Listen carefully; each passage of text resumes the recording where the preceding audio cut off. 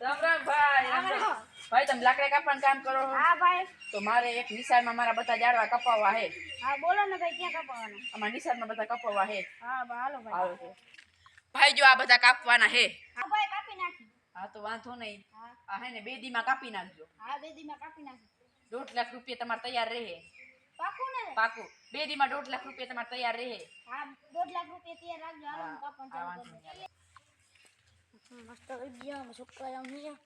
છોકરાને આપે પછી ભણાવી ચાલો આપણે કાલે લીખત ને આમ કરી દે. ઓય ભાઈ બહાર નીકળ. બોલો ભાઈ મૂકી મૂકો બોલતા કે મને તો ભાઈ એ બધા નિશાના જાળવા કાપું. પણ કોને કીધું? આ ભાઈએ કીધું અમને. ભાઈ હું કીધું અમને? બોલો ખરી. અમને ભાઈ એમ કીધું કે અમે નિશાના બધા જાળવા કાપવાના છે.